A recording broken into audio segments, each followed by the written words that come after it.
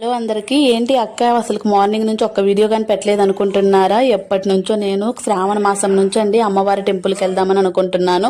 కుదరలేదనమాట. హైదరాబాద్కి వచ్చి ఇన్ని సంవత్సరాలు అయినా కానీ నేను బల్కంపేట ఎల్లమ్మ టెంపుల్కి అస్సలు ఎప్పుడు పోలేదండి. ఇంకా అమ్మవారి అనుగ్రహం కలగలేదేమో. మేము 4 మెంబర్స్ మా ఫ్యామిలీ ఫుల్ అయ్యాకే వెళ్ళాలని రాసి పెట్టిందేమో. చింటూతో అయితే వెళ్ళాము. అమ్మవారి ఇలాగా లోపలికైతే ఉంటుందంటండి.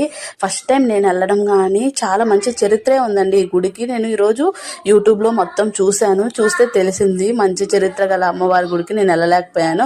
సర్లే మా ఫ్యామిలీతో కలిసి వెళ్ళినందుకు చాలా హ్యాపీగా ఉంది. కోరిన కోరికలన్నీ తీరుతాయంటండి. అంత మహిమగల అమ్మవారి టెంపుల్ అంట. చూద్దాము. మనకు ఏమీ కోరుకోలేదండి, జస్ట్ వెళ్దాం అనుకున్నాము, వెళ్ళాము. చాలా బాగుంది గుడి. కానీ హైదరాబాద్ దగ్గరలో ఎవరైనా ఉన్నా, హైదరాబాద్కి ఎవరైనా రావాలనుకున్నా ఈ టెంపుల్కి అయితే కన్ఫామ్గా వెళ్ళండి. చాలా బాగుందండి టెంపుల్ మొత్తం. కానీ ఓకేనా? మన వీడియోస్ నచ్చితే సబ్స్క్రైబ్ చేసుకోవచ్చు కదా ఫ్రెండ్స్. చింటూ అడుగుతున్నాడు, సబ్స్క్రైబ్ చేసుకోండి ఫ్రెండ్స్ మమ్మీ ఛానల్ని అని. బాయ్ ఎలా మాట్లాడుతున్నాడు చూడండి మా చింటు బాబు.